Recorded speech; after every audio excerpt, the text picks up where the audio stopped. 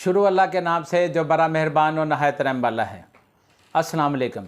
मैं जाहिद अजीम अपने चैनल अवाम रज़ादार के साथ आपकी खिदमत में हाज़िर हूँ। नाज़रीन, मुल्क के अंदर एक हैजानी कैफियत है जिसके पेश नज़र कुछ अहम डेवलपमेंट्स हुई हैं जो आज हम आपसे शेयर करना चाहते हैं। सबसे पहले हम बात करेंगे, कौमी असम्बली ने पंजाब में इंतखाबात के लिए फ़ंड्स फराहमी की तहरीक मुस्तरद कर दी। सुप्रीम कोर्ट के 3 रुकनी बेंच का एक फ़ैसला था जिसके तहत सुप्रीम कोर्ट ने पंजाब के अंदर इंतखाबात के लिए इलेक्शन कमीशन को 21 अरब रुपए के फ़ंड्स जारी करने का हुक्म दिया था। पहले सुप्रीम कोर्ट ने हुकूमत पाकिस्तान को यह हुक्म जारी किया, जिसे हुकूमत पाकिस्तान ने यानी वज़ीर आज़म शहबाज शरीफ साहब ने वफाकी काबीना में डिस्कस करने के बाद इलेक्शन अखराजात के बिल के नाम से पार्लियामेंट में पेश कर दिया। पार्लियामेंट में पेश होने के बाद पार्लियामेंट के अंदर जो ख़जाने की मुतल्लिका कायमा कमेटियाँ हैं उनके अंदर जब ये बिल गया तो उन्होंने इसको मुस्तरद करवा दिया और कहा कि ये चूँकि मुमकिन नहीं है, हुकूमत इस वक्त IMF के साथ एक कड़ी शराइत के प्रोग्राम में है, लिहाजा हुकूमत के लिए 21 अरब रुपए के जो फ़ंड हैं वो जारी करना मुमकिन नहीं। चीफ जस्टिस उमरता बंदयाल साहब ने इस हवाले से अपने चैम्बर के अंदर एक इजलास किया जिसके अंदर उन्होंने स्टेट बैंक के governor, secretary election commission, secretary ख़जाना और अटार्नी जनरल साहब को वहाँ पर तलब कर लिया। स्टेट बैंक के गवर्नर को चीफ जस्टिस उमरता बंदयाल साहब ने वाज़ेह हदायत जारी की और उनसे कहा गया कि आप बराह रास्त इलेक्शन कमीशन को 21 अरब रुपए के जो फंड्स हैं वो जारी कर दें। आज उसकी आखिरी तारीख थी। स्टेट बैंक के गवर्नर ने इस हवाले से 21 अरब रुपए के फ़ंड जारी करने का जो हुक्म था उसके ऊपर अमल करते हुए फ़ंड जारी करने का कह दिया, लेकिन वफाकी काबीना ने उसकी मंजूरी ना दी। वफाकी काबीना ने, जिसकी सदारत वज़ीर-ए-आज़म जनाब शहबाज शरीफ साहब कर रहे थे, उन्होंने इसको पार्लियामेंट के अंदर इसकी मंजूरी के लिए भिजवा दिया। पार्लियामेंट की अक्सरियत ने इस बिल को मुस्तरद कर दिया, यानी आज आखिरी दिन भी हुकूमत को सुप्रीम कोर्ट के वाज़ेह हुक्म के बावजूद इलेक्शन कमीशन को 21 अरब रुपए के फ़ंड जारी ना हो सकें। हुकूमत की हठधर्मी अभी तक कायम है और हुकूमत सुप्रीम कोर्ट के हुक्म के ऊपर अमल दरामद करने के लिए बिल्कुल तैयार नहीं। हुकूमत इसके लिए जो हरबे इस्तेमाल कर रही है वो आपने देखा ही है कि हुकूमत इसको कभी वफाकी काबीना के अंदर ले जाती है, कभी इसको पार्लियामेंट के अंदर पेश कर दिया जाता है और कभी पार्लियामेंट के अंदर ही जो ख़जाने की मुतल्लिका कायमा कमेटियाँ हैं उनके अंदर इस बिल को पेश कर दिया जाता है और आखिरकार आखिरी दिन भी गुजर गया। स्टेट बैंक ने 21 अरब रुपए की जो फ़ंड्स की ग्रांट थी वो इलेक्शन कमीशन को जारी ना हो सकी और इलेक्शन कमीशन ने कल इस हवाले से सुप्रीम कोर्ट में अपनी रिपोर्ट पेश करनी है। वो कल देखें सुप्रीम कोर्ट इसके ऊपर आगे क्या एक्शन लेती है। स्टेट बैंक ने रकम ना दी तो समझें पाकिस्तान में आइन ख़त्म हो चुका है। इमरान खान साहब ने आज ये बात लाहौर हाई कोर्ट में पेश होते वक्त कही। उनका ये कहना था कि ये जो हुकूमत है ये इलेक्शन हारने के डर से मुझे कैद नहीं बल्कि ख़त्म करना चाहती है। उन्होंने कहा कि मुल्क के अंदर इस वक्त आइन और कानून के नाम की कोई चीज़ नहीं, सुप्रीम कोर्ट के किसी हुक्म के ऊपर हुकूमत अमल नहीं कर रही। उन्होंने ये भी कहा कि इस वक्त अदालतों के साथ जिस तरह उनके ऊपर तनकीद की जा रही है और अदालतों के फैसलों का जिस तरह मजाक उड़ाया जा रहा है, पाकिस्तान की अवाम अपनी सुप्रीम कोर्ट के पीछे करी है और वकला को भी इस मामले के ऊपर कानून और आइन की पासदारी के लिए अवाम के साथ मिलकर सुप्रीम कोर्ट के पीछे खड़ा होना चाहिए। उनका ये भी कहना था कि हुकूमत ये चाह रही है कि किसी न किसी तरीके से मुझे रास्ते से हटा दिया जाए।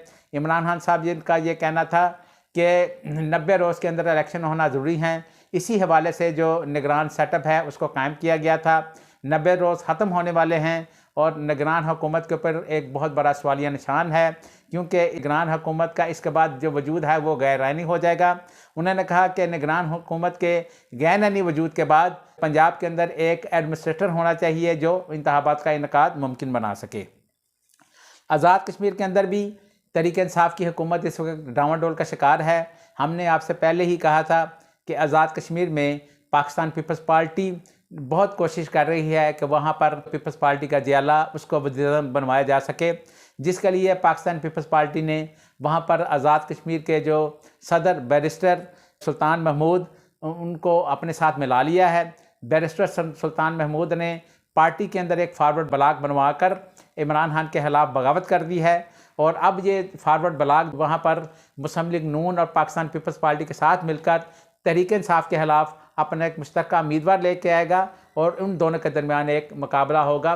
फॉरवर्ड ब्लॉक और मुस्लिम लीग नून और पीपल्स पार्टी का जो मुश्तरका उम्मीदवार है वो उम्मीद की जा रही है कि चौधरी रशीद साहब होंगे जो तहरीक इंसाफ के उम्मीदवार के मुकाबले में इलेक्शन लड़ेंगे।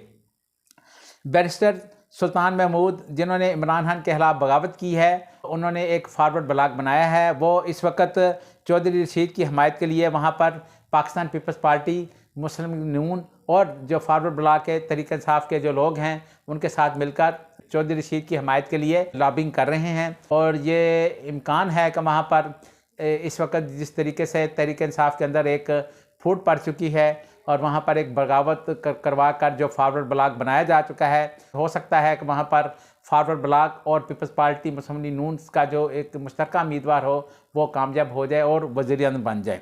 ख्वाजा आसिफ साहब ने भी आज असम्बली के अंदर पाकिस्तान तहरीक इंसाफ की जो पिछली हुकूमत थी यानी तकरीबन पौने 4 साल, उसके ऊपर काफ़ी तनकीद की है। उनका ये कहना था कि तहरीक इंसाफ की हुकूमत ने अपने दौर के अंदर जब मुल्क के अंदर कोरोना था उस वक़्त 3 अरब जो डॉलर उनको मिले उन्होंने वो आपस में बांट लिए। उन्होंने ये भी इल्ज़ाम लगाया कि उस वक़्त की हुकूमत ने अपने चाहन वाले जो लोग हैं उनको कर्ज़ की सूरत में ये 3 अरब डॉलर तकसीम कर दिए। ख्वाजा आसिफ साहब ने इस हवाले से तहरीक इंसाफ के लोगों को, बल्कि साबका जो हुकूमत है इमरान खान की, उनको कहा कि अगर वो लोग ठीक हैं तो उनको चाहिए कि वो मुतल्लिका जो ख़जाने की कमेटियाँ हैं उनके अंदर अपनी तमाम तफसीलात दें।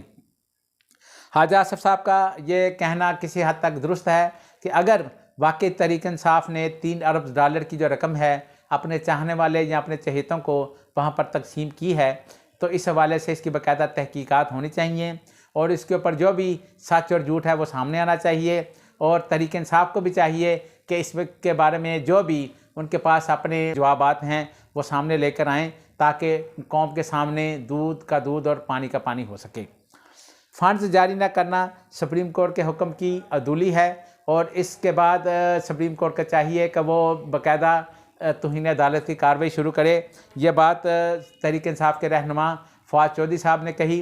तहरीक इंसाफ के रहनुमा फवाद चौधरी साहब का कहना था कि जिस तरीके से सुप्रीम कोर्ट के हुक्म की अदूली की जा रही है और जिस तरह वफाकी काबीना ने सुप्रीम कोर्ट के अहकाम को मानने से इनकार कर दिया, पार्लियामेंट के अंदर भी जिस तरह सुप्रीम कोर्ट के फ़ैसलों के ऊपर तनकीद की जा रही है और मजाक उड़ाया जा रहा है, सुप्रीम कोर्ट को चाहिए कि इसके ऊपर बाकायदा नोटिस ले और तौहीन अदालत की कार्रवाई शुरू करे। अगर आपको वीडियो पसंद आई हो तो नीचे दिए गए सब्सक्राइब के बटन को प्रेस करके अपने इस चैनल का हिस्सा बने। अल्लाह ताला हम सबका हामी नासर हो। खुदा हाफिज़।